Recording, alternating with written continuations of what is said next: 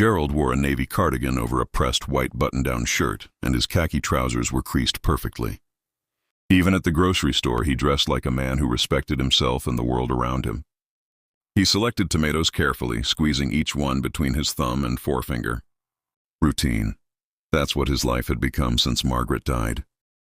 Wednesday afternoons meant the library. Thursdays he'd have lunch at the deli downtown. Sundays he'd sit in the same pew at church, though the sermons barely registered anymore. Today was different, though he didn't know it yet. As Gerald moved toward the checkout, he noticed a woman watching him from 3 aisles over. She was striking in an unusual way, perhaps in her late 50s. At the checkout, he placed his items on the conveyor belt. Tomatoes, milk, bread, eggs, chicken breast, and a small container of his late wife's favorite tea, a habit he couldn't break, even though no one would drink it but him. The young cashier, a girl with pink streaks in her hair, barely looked at him as she began scanning. "That'll be $47.38, she said flatly. Gerald reached for his wallet, an old brown leather one that had belonged to his father. He opened it slowly, his hands steady despite his age, and pulled out 2 20s and a 10. A perfectly manicured hand appeared beside his, placing a credit card on the counter. Gerald turned, startled. It was her, the woman from the aisle. Striking, her gray-green eyes held something Gerald couldn't quite name. Determination, guilt, recognition? "I'll pay for this," she said firmly, not asking, but stating it as fact. "I beg your pardon?" Gerald's voice was steady, formal, the voice of a man raised in a different era. "I don't accept charity." "It's not charity," the woman said quietly, her eyes never leaving his face. She was studying him, searching for something. "It's a debt." The cashier looked between them, confused, her hand hovering over the card reader. "I'm sorry," Gerald said, moving to reclaim his money. "But I don't know you, and I certainly don't owe you the privilege of—" "You don't know me," the woman interrupted, her voice dropping lower. "But I know you, Mr. Mitchell. Or at least I know what you did." The grocery store suddenly felt smaller, warmer. Gerald's pale blue eyes narrowed, searching her face for any hint of familiarity. Nothing came. Yet something in her words struck a chord. A distant memory he couldn't quite reach, like trying to remember a dream upon waking. "But you have me confused with someone else." The woman smiled sadly. It wasn't a happy expression. It was the smile of someone who had been waiting a very long time to have a conversation they weren't sure they'd ever have. "My name is Eleanor Pierce," she said, "and I've been looking for you for 35 years, Mr. Mitchell. I think it's time we talked about what happened the night my mother died." Gerald's hand froze. The bills fell from his fingers, drifting to the counter like autumn leaves. 35 years. That number echoed in his mind, pulling something dark from the depths of his memory. Something he'd buried so deep he'd almost convinced himself it never happened. The woman, Catherine, was waiting for his response, her gray-green eyes unforgiving and determined. And Gerald Mitchell, for the first time in decades, felt afraid. The deli across the street was nearly empty at 2:47 in the afternoon. Eleanor Pierce sat across from Gerald Mitchell in a booth near the window, her hands wrapped around a cup of black coffee she wasn't drinking. Gerald held a cup of tea. Chamomile, because his hands needed something to grip, something to anchor him to the present moment. 35 years. The number kept repeating in his mind like a broken record. "My mother's name was Eleanor Pierce," Catherine began, her gray-green eyes unwavering. A woman who didn't flinch from difficult truths. "She was 28 years old when she died. You were 38. You were her supervisor at the accounting firm downtown." Gerald's weathered face had gone pale beneath the age spots. His pale blue eyes stared into his tea as if it might offer an escape. He didn't speak. "She came to you that night?" Catherine continued, her voice steady but carrying the weight of decades.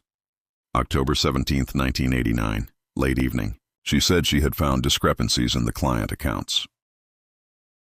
Missing. She was going to report it to the partners the next morning." Catherine said. "They found her 3 days later in the parking garage. A hit and run. An accident. No witnesses. No license plate. Case closed. Unsolved." He cleared his throat, tried again. I'm not here to accuse you of murder." Catherine interrupted, leaning forward slightly. Her expensive charcoal blazer caught the afternoon light. I'm here because I found my mother's diary last year. After she died, you became a partner at that firm. You tripled your wealth within 5 years. Business world entirely. You became invisible, Mr. Mitchell. Just like my mother became invisible the night she died. His hands were shaking now, not from weakness, but from the weight of decades finally catching up with him. His pale blue eyes glistened. Your mother was a good woman, he said quietly. Brilliant. She deserved better than what she got. Catherine's expression shifted, not softened, but changed. She was listening now, truly listening, in a way she hadn't expected to. I was terrified, Gerald continued. When she told me about the discrepancies, I knew exactly what she'd found. And embezzling for years. He was ruthless, dangerous. I knew what would happen if Eleanor reported it. I begged her not to.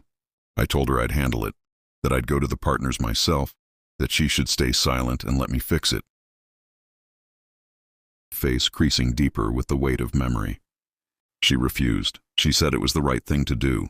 She said she couldn't live with herself if she didn't report it. Catherine now. She was right, and she died because of it. Catherine said. It wasn't a question. Not an accident, Gerald confirmed. My partner arranged it. I didn't know until afterward. By then it was too late. Much of a coward to do anything about it. I was afraid for my family. Afraid of him, so I stayed silent.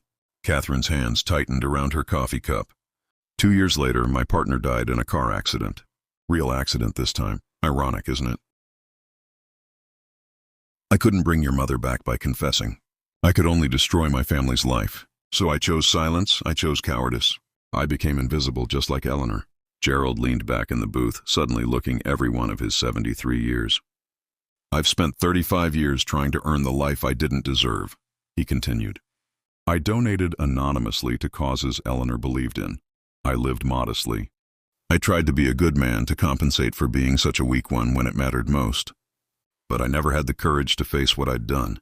Not until today. Catherine was quiet for a long moment. Her gray-green eyes searched his face, looking for deception, and finding none. Why did you pay for my groceries? Gerald asked suddenly. How did you know it was me after all these years? Photograph, old, creased from handling. It showed a younger Gerald Mitchell at a company event, his arm around a smiling woman. Eleanor, I've been searching for you for 5 years, Catherine said. I found you 3 weeks ago. I needed to know who you were now, what you'd become, so I watched you every Monday at the same supermarket, every Wednesday at the library, every Sunday at church, a man living a life of penance whether he admitted it or not. She placed the photograph gently on the table between them. I paid for your groceries because I needed to see if you'd recognize your own guilt. And you did. Gerald stared at the photograph. Eleanor's smile, frozen in time, forever 28 years old. What happens now? Catherine gathered her purse, her charcoal blazer catching the light one more time as she stood. Now, she said quietly, you finally tell the truth. To yourself, my mother deserves that much, and so do you, Mr. Mitchell. You've been dead for 35 years, too. Maybe it's time you started living again. She walked toward the door, then paused. Catherine said, turning back, I think my mother would have forgiven you. She was like that. And then she was gone, leaving Gerald alone with a photograph of a ghost and the weight of finally being seen.